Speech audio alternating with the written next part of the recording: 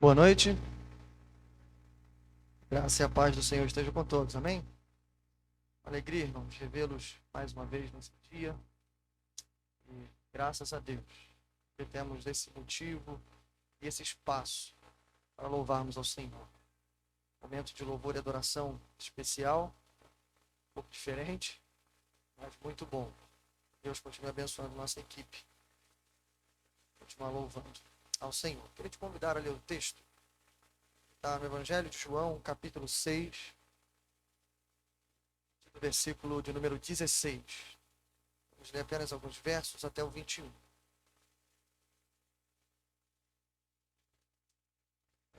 João, capítulo 6, versos 16 ao 21. O tema de hoje se chama O Testemunho da Tempestade. Capítulo 6 de João, verso 16. Amém? Vamos ler? Diz assim: Ao anoitecer, seus discípulos desceram para o mar. Entraram num barco e começaram a travessia para Cafarnaum.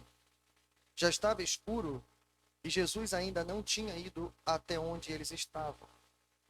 Soprava um vento forte e as águas estavam agitadas. Depois de terem remado cerca de 5 ou 6 quilômetros, viram Jesus aproximando-se do barco, andando sobre o mar, e ficaram aterrorizados. Mas ele lhes disse: Sou eu, não tenham medo. Então resolveram recebê-lo no barco, e logo chegaram à praia para a qual se dirigiam. Amém? Esse é o nosso pequeno texto. Vamos a Deus em oração. Pai nosso que estás no céu, bendito e exaltado, Senhor, é o teu nome. Glorificamos ao Senhor por tudo que tu és e por tudo que o Senhor tem feito. Não apenas pela criação maravilhosa e complexa que vem das suas mãos, mas também pela salvação. Porque por um plano maravilhoso e incompreensível, desde a eternidade passada, o Senhor, com amor, com grande amor, nos amou. O Senhor nos escolheu antes que o mundo surgisse. E mais do que isso, o Cordeiro estava preparado desde a fundação do mundo. E por isso nós te louvamos e te agradecemos. Mais ainda porque essa salvação chegou até nós. Chegou salvação. Obrigado, Senhor. E nessa noite nós pedimos que teu Espírito Santo, que agiu em nós, que continue trabalhando em nosso meio. Que a palavra que for pregada aqui, Senhor, seja como flecha afiada, perfurando os nossos corações. Que não haja resistência, que não haja corações endurecidos. Mas que todos os corações se abram ao som da sua voz. Em nome de Jesus. Amém.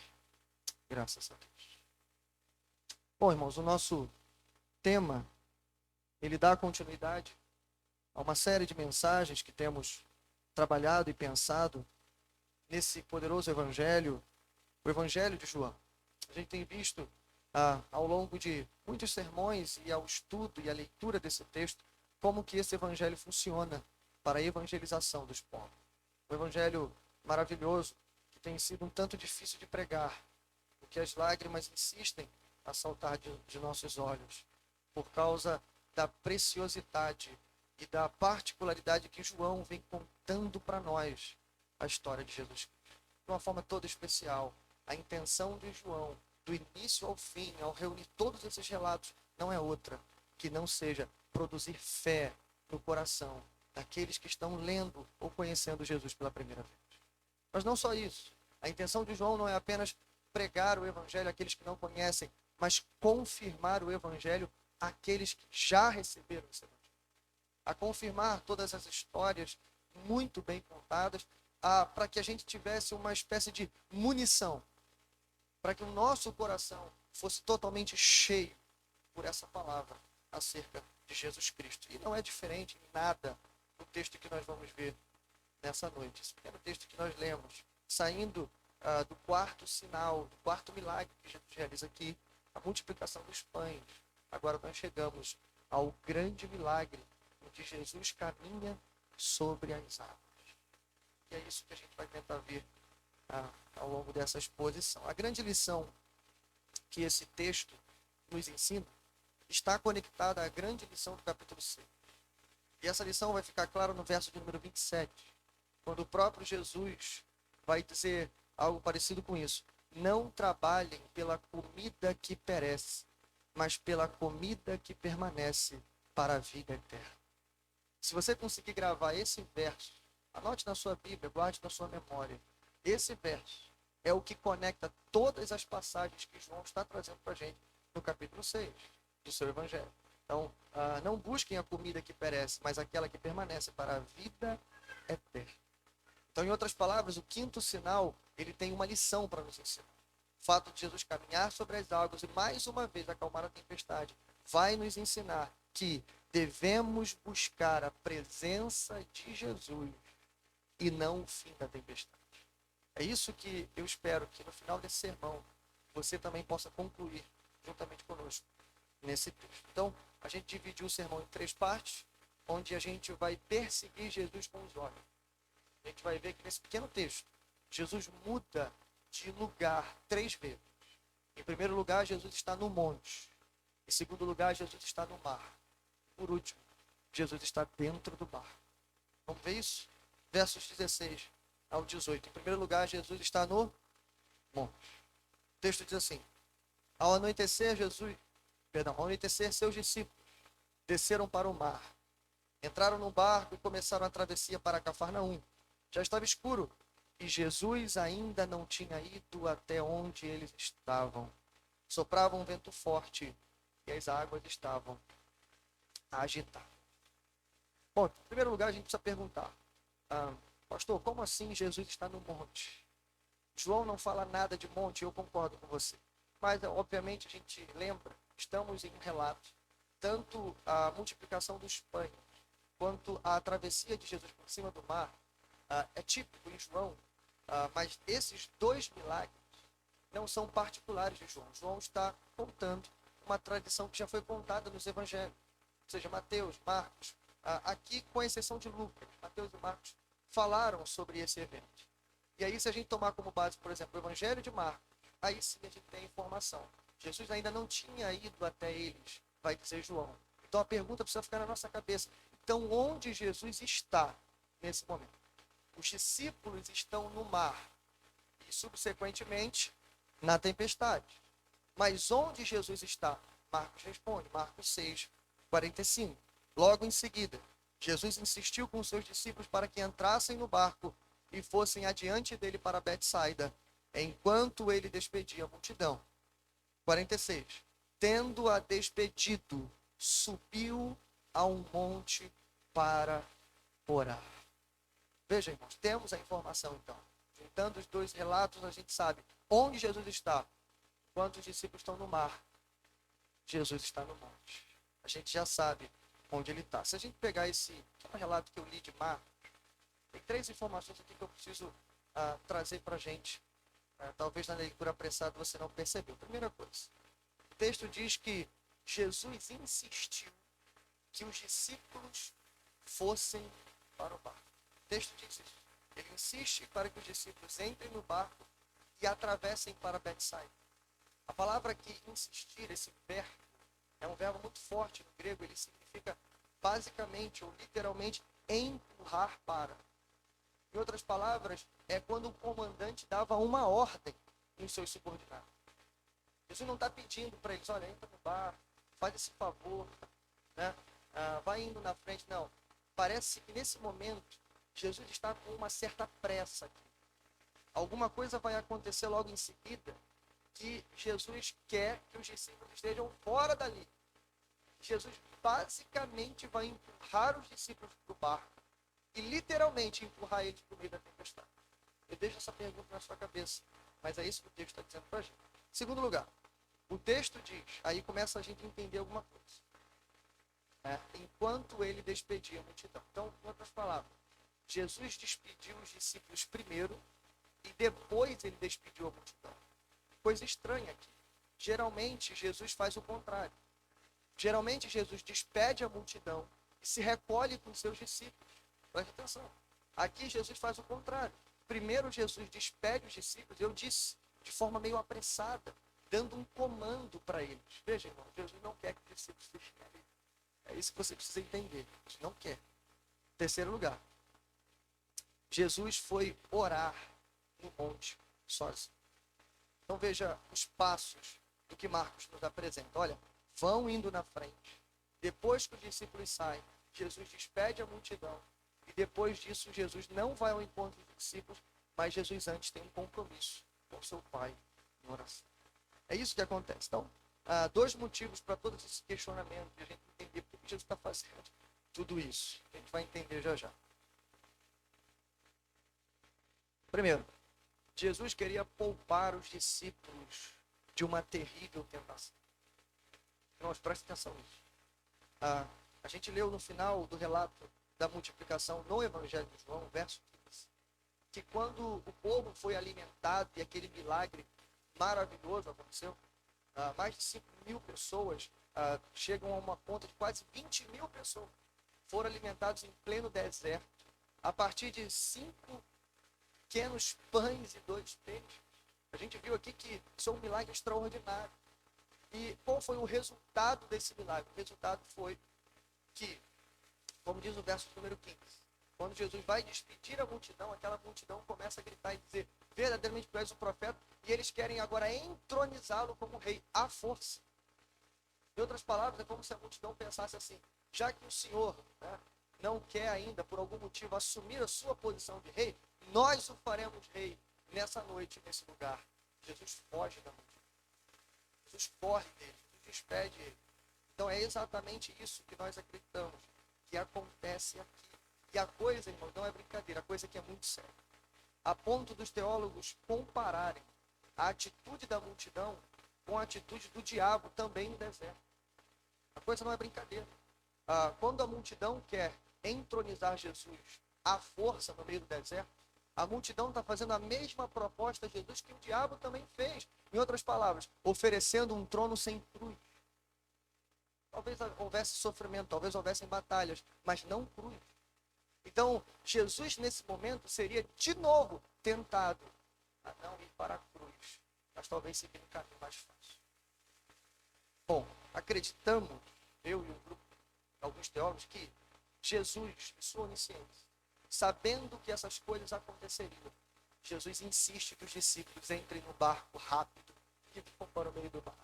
Porque Jesus sabe, ainda em seu coração, que seus discípulos não estão prontos para passarem por uma tentação como essa. Jesus não quer, por algum motivo, que seus discípulos vejam essa cena lamentável em que a multidão vai tentar entronizá-lo à força. O segundo motivo pelo qual Jesus insiste que os discípulos fossem à sua frente, é que ele precisava de um tempo para interceder por ele. Primeiro, Jesus queria poupá-los da tentação, mas segundo, Jesus queria interceder por eles. Talvez, irmãos, por 2 motivos. Primeiro, um motivo anterior, e depois pelos eventos que logo aconteceriam. Os irmãos lembram que o próprio Jesus colocou os discípulos à prova, quando a multidão estava reunida no deserto, a noite estava chegando. Jesus pergunta para os discípulos, e agora, como vamos dar de comer para todo esse povo? Onde vamos arrumar pão para todo mundo? Os irmãos lembram que todos os discípulos, a exemplo de Filipe e André, mas aqui provavelmente todos eles, não passaram no teste. O primeiro vai dizer, Senhor, nem se a gente arrumasse 200 denários, a gente conseguia comprar comida para todo mundo. O outro vai pegar os 5 pães e 2 peixes e dizer assim, olha, eu arrumei aqui uma marmita, mas isso aqui não dá para nada. E nos outros evangelhos a gente lembra, os discípulos dizem literalmente, mande-os embora, para que eles possam encontrar e comprar. Em outras palavras, os discípulos não agiram com compaixão, os discípulos não agiram com fé, crendo que Jesus, que estava ali, poderia de alguma maneira suprir a necessidade daquela multidão. Assim, os discípulos não passaram por terra. Então, um dos motivos pelo qual Jesus sobe no monte é para orar pelo coração endurecido daqueles homens, pedindo ao Pai que de alguma maneira fizessem os seus discípulos entender de fato o que ele está fazendo ali, qual a sua missão e quem é verdadeiramente o Senhor Jesus. Mas também, o outro motivo é pelas coisas que aconteceriam logo em seguida. Nós cremos, irmãos, que o quinto sinal, que segue o quarto sinal, ainda tem uma função pedagógica para os discípulos. Os irmãos lembram que quando eu preguei semana passada, eu disse, Jesus lida com a multidão, mas logo depois que os discípulos falham em lidar com a multidão, Jesus vai lidar com os seus discípulos. Porque Jesus está preocupado com o aprendizado dele. E tendo em vista que eles falharam, Jesus precisa ensiná-los. Por isso, o melhor lugar para ensinar alguém, ou é no deserto, ou é no meio da tempestade. Por isso, Jesus está empurrando os seus discípulos para a tempestade. Bom, é isso que relata os versos 16 e os versos 17. 17 diz que entraram no barco, começaram a travessia, já estava escuro, e Jesus já ainda não tinha chegado até eles. E o relato, irmãos, aqui é aterrorizante. Soprava um vento forte, e as águas estavam agitadas. Em outras palavras, estamos no mar da Galileia, um mar grande, né? Não se trata de uma lagoa, mas é um grande mar, também chamado de Tiberíades, cercado por montanhas, um lugar onde muitas tempestades aconteciam. Eles estão no meio do mar, no meio da madrugada, numa escuridão total, açoitados pelo vento e com o mar agitado, ou seja, uma grande tempestade. Mas, irmãos, a coisa mais assustadora que o texto nos conta não é a força do vento, nem o agitar das águas, mas é a seguinte frase: já estava escuro e Jesus ainda não tinha ido até onde eles estavam. Essa é a frase mais aterrorizante que João relata, provavelmente espiando o seu próprio coração, dizendo: olha, a gente sofria pela tempestade, mas o que a gente mais temia é que Jesus não estava dentro do barco. Só para lembrar para você, nós estamos na segunda tempestade. Essa não é a primeira. E os irmãos lembram da primeira. A primeira é aquela que Jesus está dormindo na proa do barco. Os discípulos ainda não sabiam que Jesus tinha autoridade sobre as forças da natureza. Por isso eles ficam um pouco preocupados. Mas eles se lembram. Lembra que a gente acordou ele chamou a gente de homens de pouca fé, mas logo depois ele deu ordem ao vento e ao mar, e eles se acalmaram. E eles terminaram igual o povo, dizendo um para o outro: quem é esse que até o vento e o mar não obedecem? Ali eles aprenderam uma importante lição, que Jesus tem autoridade sobre as forças da natureza. Mas veja, talvez a segunda tempestade seja mais terrível para ele. Porque tendo aprendido que Jesus pode acalmar o vento e o mar, agora eles se dão conta, ele pode, mas ele não está aqui. Se ele tivesse, estava resolvido. Mas ele mandou a gente ir na frente e até agora ele não chegou. Estamos no meio da madrugada. Provavelmente eles pensaram: vamos perecer. Nesse momento, um parêntese, para você pensar na seguinte pergunta: como a gente pode lidar com situações que parece que Jesus não está por perto? Aqui, irmãos, inicialmente eu posso dizer isso, posso adiantar. Tem momentos da nossa vida que, por mais que a nossa experiência de crente, não só a experiência de crente, eu digo, não só o contar do tempo, né? Não só o passar do tempo, ou seja, 30 anos de cristão, 40, não é isso que eu estou dizendo. A sua experiência com Deus, e a gente tem experiência com Deus. Vimos Deus fazer coisas maravilhosas na nossa vida e na vida dos nossos irmãos, mas tem momentos da nossa vida que parece que a gente está sozinho. Isso é fato. Assim como acontece com os discípulos, acontece com a gente. Mas eu posso adiantar para você, mesmo quando a gente sente que estamos sozinhos, nós nunca estamos sozinhos. Ok? Porque Jesus deixou uma promessa exatamente dizendo isso: estarei com você até a consumação. Mais que isso, ele disse: não vos deixarei órfãos, eu vos enviarei o Consolador. Por mais sozinho que você se sinta, você nunca estará sozinho. Bom, seguindo, versos 19 e 20. Agora Jesus não está mais no monte. Terminou o seu trabalho de intercessão. E ele vai ao encontro dos discípulos. Verso 19. Depois de terem remado cerca de 5 ou 6 quilômetros, viram Jesus aproximando-se do barco, andando sobre o mar, e ficaram aterrorizados. Mas ele lhes disse: sou eu, não tenham medo. É provável, irmãos, o texto vai falar isso, que um barco tinha ficado atracado no porto. Os discípulos pegaram um e o outro sobrou. Então é provável que os discípulos soubessem. Jesus mandou a gente ir na frente, mas ele vai pegar o barco que ficou lá e ele virá atrás. Então é possível que pelo tempo que eles estão remando contra a maré, parados no meio do mar, que eles esperassem que um barquinho viesse logo atrás. Eu imagino eles trabalhando a noite toda e olhando para trás. O caminho que fizeram, esperando ver ao longo, no meio toda daquelas trevas, daquela escuridão, tentando ver um barquinho se aproximando, mas o barquinho não vem. O que vem no meio da madrugada? Uma espécie de um ser ali, caminhando no meio do mar. Bom, eles são tomados de tempo. Os evangelhos vão dizer que eles gritam, dizendo que é um fantasma. Estão aterrorizados, ao passo que Jesus se aproxima e diz: sou eu, não tenho medo. Em outras palavras, Jesus chega até ele. Antes de falar do milagre, deixa eu falar da situação dos discípulos aqui rapidinho. Ela é agravada por dois motivos. Primeiro, cansaço seguido de frustração. Só para te dar aqui um panorama do tempo que eles ficaram no mar, Mateus vai nos informar isso. Que Jesus chegou exatamente na quarta vigília da noite. A noite dura 12 horas, são 4 vigílias, separadas de 3 horas em cada uma. Começa às 18 horas, termina às 6 horas da manhã. Então, se a gente está na quarta vigília, eu anotei esse cálculo, tá? Sou bom de conta. Estou pagando aqui que sei calcular. Mas, enfim, a quarta vigília vai ser de 3 horas da manhã às 6 horas da manhã. Mas o mais importante aqui, brincadeiras à parte, é você entender isso. Que das 4 vigílias da noite, e Mateus diz que eles pegaram o barco ao cair da tarde, então provavelmente às 18 horas. Ainda estava anoitecendo quando eles entraram no barco. Veja, irmão, eles remaram 5 ou 6 quilômetros durante quase aproximadamente 9 horas no meio do mar. Cansados, exaustos. E pior, o cansaço demasiado leva a gente a quê? A frustração. A pior coisa é você remar e não sair do lugar. É assim que os discípulos se encontram. Aqui a gente vê, irmãos, que no barco tem muitos marinheiros experientes. E é provável que eles tivessem, a essa altura, feito tudo o que estava ao seu alcance. Você percebe que, mais uma vez, os discípulos estão e continuam operando na esfera humana? Por um lado, irmãos, eles estão certos. Tá? É isso que nós temos que fazer quando estamos diante de grandes situações e problemas. A gente precisa tomar as nossas providências. E é isso que eles estão fazendo.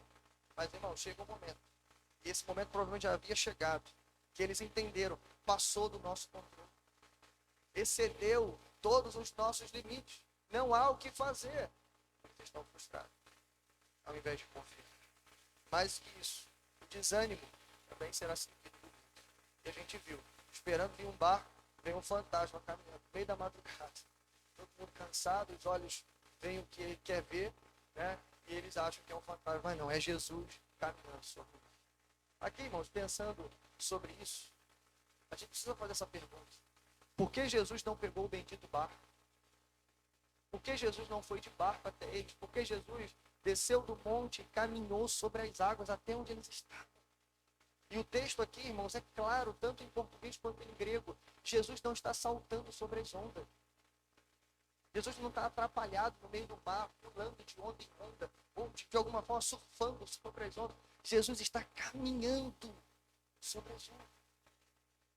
Em outras palavras, Jesus está com os seus pés, com a sua presença, desafiando as leis da natureza. Tem que ter um motivo por trás disso aqui. Irmãos, isso aqui é uma poderosa ilustração. Jesus está dizendo para eles, sem palavras. A primeira coisa que Jesus diz aqui, eu estou pisando naquilo que vocês mais têm. Vocês estão aterrorizados, com medo, exaustos, cansados, frustrados. Mas veja, eu caminho sobre o que vocês têm mais medo. Ensinando ou lembrando aquela lição inicial. Lembra? Quem é esse que até o vento e o mar me obedece? Parece, irmãos, que a natureza não só reconhece a voz do seu Criador, mas ele também reconhece os pés, o pisar dele, o caminhar. É ele que se aproxima. Então aqui faz parte. Okay? Reverendo Hernandes escreveu sobre isso dizendo o seguinte: Jesus caminha sobre o mar para mostrar a eles aquilo que os ameaçava. Estava literalmente debaixo de seus pés. Os nossos problemas podem ser maiores que nossas forças e desafiar nossos limites, mas estão debaixo dos pés de Jesus. Pode dizer amém? Terceiro lugar, Jesus não está mais no mar. Jesus está no barco. Verso 21. Então se animaram a recebê-lo no barco, agora que viram que é Jesus.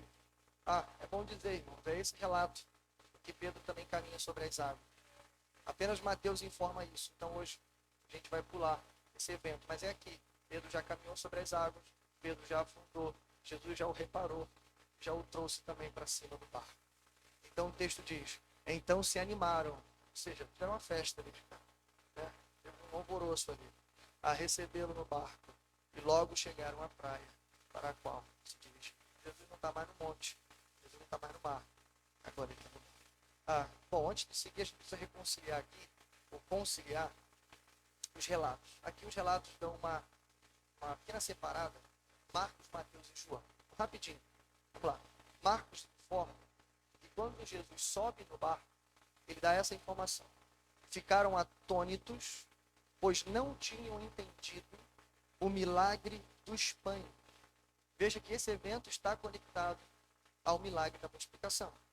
E, como consequência, Marcos diz, seus corações estavam endurecidos. O que Marcos está dizendo aqui? Veja, eles saíram, irmãos, um milagre extraordinário. Jesus empurrou eles para fora do lugar, dizendo, saiam daqui, vão para o barco. Por quê? Jesus tinha algo para nos ensinar. Talvez Jesus queria quebrar algumas pedras da tempestade. Por quê? Seus corações estavam endurecidos. Marcos nos informa isso. Só que Mateus dá um relato um pouco mais favorável. Ele diz que quando Jesus sobe no barco e a tempestade é acalmada, ele fala assim, e o adoraram dizendo, verdadeiramente tu és o Filho de Deus. Enquanto que João, voltando para João, diz que quando Jesus se aproxima, eles estão atônitos, apavorados, até que Jesus fale, sou eu, não tenho medo. Então eles se animam a receber. Como é que a gente reconcilia isso tudo? Claro, irmãos, não tem nenhuma contradição aqui, nem sombra disso. A gente tem aprendido que os relatos são complementares e não contraditórios. Ninguém refutou o outro. Pelo contrário, um está completando ou complementando o outro. Qual é a situação? Os discípulos estavam endurecidos. Por isso, foi necessário que eles fossem para o meio da tempestade, remar um pouquinho para se acalmar. Fica aí remando aí 9 horas aí, pensando o que vocês fizeram de errado. Tipo isso. Porque no meio do desespero eu vou aparecer de novo para ensinar a lição que vocês não aprenderam em terra firme. Vamos ver se vocês aprendem no meio do mar. Basicamente isso. E aí Jesus chega, o coração endurecido já não está mais duro, está com medo, apavorado. Irmãos, não há nenhuma contradição entre assombro e adoração. Pelo contrário, a gente também tem aprendido que a adoração precisa de assombro. Porque aqueles que se aproximam de Cristo, de Deus, sendo que ele é um cara legal, o amigo da humanidade, o meu brother, enfim, o meu coleguinha, precisa rever os seus conceitos. Precisa voltar para a Escritura, precisa ter um encontro real com Cristo Jesus. Precisa se deparar de novo, se é que já viu, se é que já esteve, diante da majestade do Cristo Rei. Como Isaías, que entrou no templo e viu o templo cheio da sua glória, onde os anjos não ousavam nem olhar para ele. Todo lugar estava cheio da glória de Deus. O próprio Isaías vai dizer, estou perecendo. Esse é o nosso Deus e esse é o nosso Cristo. Porque João vai escrever um pouquinho mais à frente, dizendo que Isaías escreveu sobre ele. Ele quem? Cristo, quando viu a sua glória. Então Isaías capítulo 6, não é Deus que está sentado no trono, pelo menos não Deus Pai, é Cristo, Filho. Bom, ele é cheio de glória e majestade. Então a nossa adoração, irmãos, também contém um pouquinho de assombro. Tem que ter um pouco de temor. Então não há nenhuma contradição aqui. Os discípulos estão assombrados, mas eles terminam dizendo, verdadeiramente, tu és o Filho de Deus. Aqui, irmãos, as pedras caem no meio da água, eu ia dizer no chão, mas na água ou no barco. Os corações começam a amolecer. E eles olham, não, gente, realmente, ele é o Filho de Deus. Ele estava aqui na primeira tempestade, ele acalmou tudo. Ele não estava aqui, mas ele chegou bem na hora. Tudo certo. Bom, irmãos, Esse texto nos ensina três lições, muito rápidas, mas muito precisas para nós. O que a gente aprende com esse relato, ou o testemunho da tempestade? Em primeiro lugar, bem rapidinho, que temos irmãos no monte e no mar. Em primeiro lugar, eu quero olhar para esse relato como uma pequena figura daquilo que fazemos aqui, da igreja. Até porque a gente está olhando aqui para o princípio da igreja. Tanto para aquele que vai instituir a igreja, o Senhor Jesus Cristo, mas também para a igreja que se formará a partir dos discípulos de Jesus Cristo. Então eu quero olhar para esse relato vendo a igreja, como nós vivemos e nos comportamos. Em outras palavras, Jesus aqui representa o grupo do monte. Bom, até anotei aqui. Falo isso como um símbolo de lugar de oração, ok? Tá bom, irmão? Símbolo de um lugar de oração. Para nós, irmãos, não há nenhuma diferença de orar em cima do monte do que orar dentro do seu quarto. Tá? Tem poder em ambos os lugares. E é maravilhoso olhar em ambos os lugares. Ok?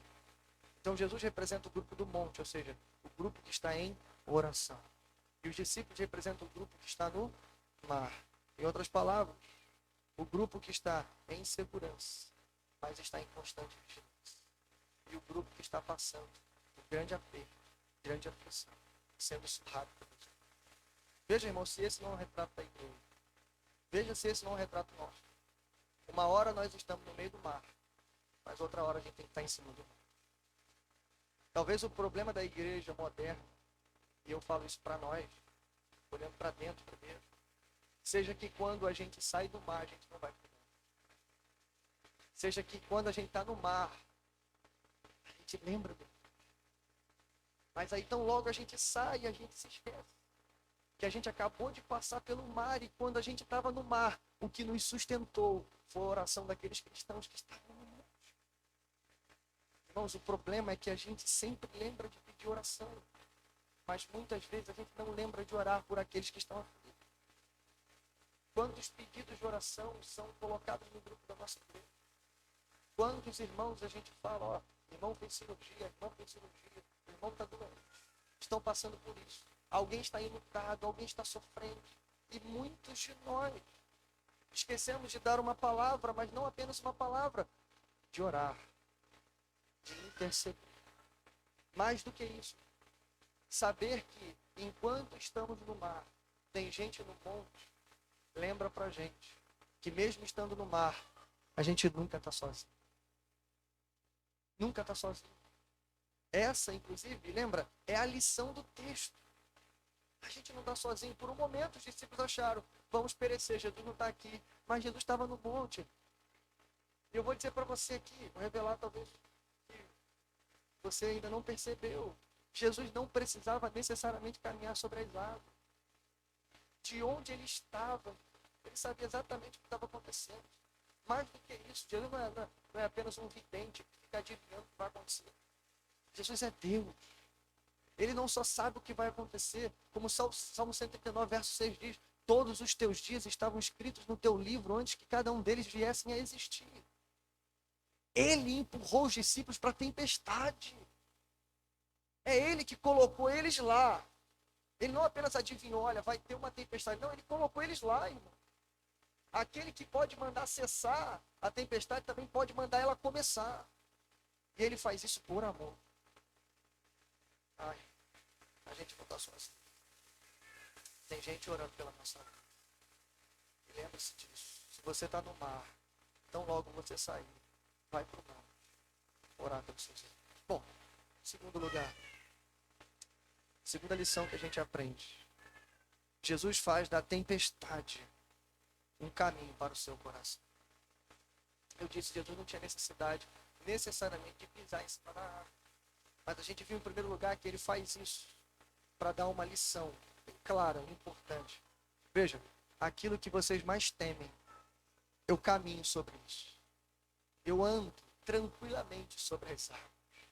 Mas não é só isso que Jesus está fazendo. Jesus fez um caminho, não apenas do monte até o mar. Presta atenção aqui.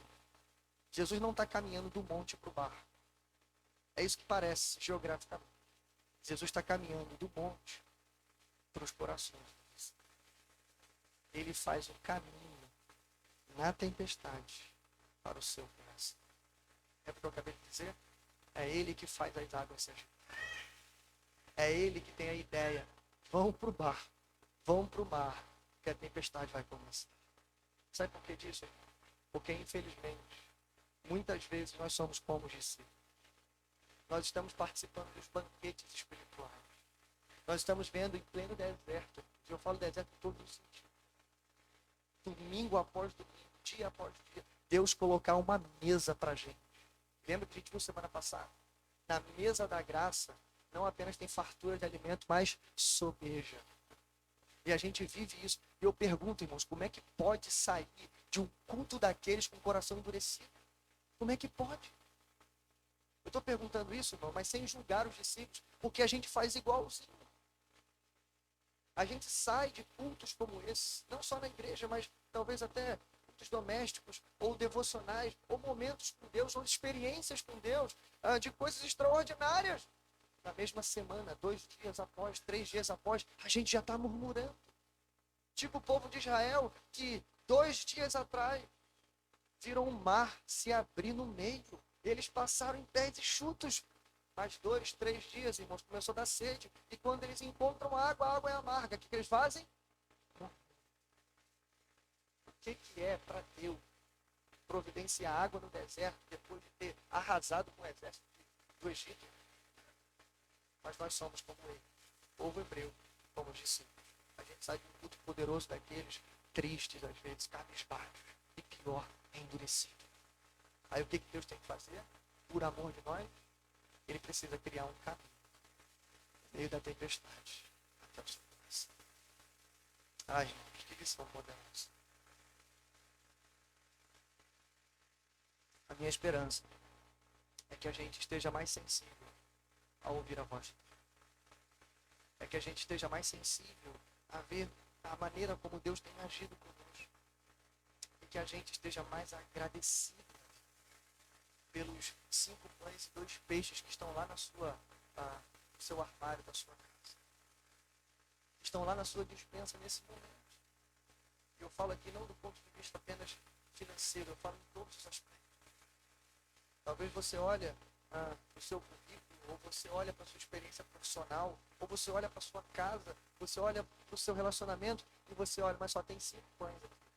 Isso não dá para nada. Eu tenho tão pouco, eu sei tão pouco. Deus está te ensinando. Seja grato. Levanta tudo isso para os céus e agradece ao Pai pelo que Ele te deu. Porque o que Ele te deu é suficiente. Terceiro e último lugar. Essa é a lição do capítulo, inclusive. Jesus ensina os discípulos que devemos buscar a presença de Jesus mais do que o fim da tempestade. Eu guardei o melhor para o final. Comentário que não fiz. Em João, quando Jesus se aproxima e os discípulos estão aterrorizados, o verso de número 20 diz a coisa mais extraordinária que ele comentou. Vamos queimar, né? Vou falar agora. Veja só. Mas ele lhes disse: sou eu. Se você juntar todos os evangelhos, Jesus trabalha diferente do que ele fez na primeira tempestade. Isso é bom, porque Jesus não está repetindo as coisas, ele está ensinando sempre coisa nova. E olha o que ele vai ensinar aqui. Presta atenção. Na primeira tempestade, quando acordam ele, depois da bronca que ele dá, ele vira para o vento e o mar e manda, ordena, acalma-te, aquieta-te. Em outras palavras, ele acalma a tempestade com uma ordem. Aqui, Jesus não dá nenhuma ordem. Ele vem pisando, a tempestade não parou, ok? Porque quando ele se aproxima, Pedro pede para ir, lembra? Pedro caminha 3 passos, afunda porque olha para os lados e vê a tempestade. Então tem tempestade aí. A tempestade não parou. Marcos vai dizer que a tempestade só vai cessar quando Jesus colocar os pés dentro do mar. Tá? E a única frase que Jesus diz quando se aproxima não é para a tempestade, mas é para isso. A única frase que ele vai dizer é essa: sou eu. Sabe o que significa isso? Jesus não está nem um pouco preocupado com a tempestade. Jesus não dá ordem à tempestade. Ele dá ordem para os discípulos. Aqui não é, olha, chegou o fim da sua tribulação. Chegou o fim dos seus problemas, também não é isso. É exatamente a lição que os discípulos precisavam aprender. Naquele momento, o que eles mais ansiavam não era somente que Jesus estivesse no mar. Provavelmente, eu já disse isso, na primeira tempestade Jesus está dentro, aqui Jesus não está. Então eles queriam que Jesus estivesse, porque eles tinham a memória de que quando Jesus estava, o vento e o mar se acalmaram. Então é provável que eles quisessem de novo, assim como todas as multidões até aqui, e até a multidão passada, eles não queriam Jesus apenas pela sua presença, mas eles queriam Jesus, eles temiam pela tempestade. Porque eles sabiam que se Jesus estivesse ali, a tempestade não ia cessar. Veja, é a lição que eles precisam aprender, mas nós também. Devemos buscar a presença de Jesus mais do que o fim da tempestade. E é isso que Jesus está ensinando. Quando ele chega, ele não diz, olha, cessa a tempestade. Não, sou eu. É isso que ele está dizendo. Em outras palavras, se eu estiver no barco, não interessa se tem tempestade lá fora. Eu estou com você. Se eu estiver no deserto, não interessa que está de noite e não tem barraquinha vendendo salgado. Eu vou fazer chover pão do céu. Essa é a lição que eles tinham que ter aprendido lá. Mas agora eles vão aprender no meio do mar. O que importa é que Jesus está presente. Irmãos, é isso que a gente precisa buscar. A presença de Jesus. Quando eu olho para os salmos, eu vejo um desejo no coração dos salmos. Não só Davi, os filhos de Coré, até Asaf, cantam, inclusive repetem a mesma frase. Um vai repetir e copiando o outro. Sabe o quê? Nós ansiamos pela face do Senhor. O Salmo de número 24, verso 6 vai dizer, esta é a geração daqueles que buscam a tua face. Se a gente fosse escrever um salmo hoje, ou Davi, aqui, Davi David, nosso, seria mais ou menos assim, essa é a geração daqueles que buscam as tuas mãos, daqueles que buscam aquilo que o Senhor pode fazer. Mas nós não, nós somos a geração que buscamos a face, em outras palavras, a presença do Senhor. Porque a maior lição é o texto que todo mundo tem decorado dentro do coração. Sabe qual? Salmo 23, verso 1. Se o Senhor for o nosso pastor, de nada teremos. Amém? Que essa lição fique em nossos corações. Vamos orar?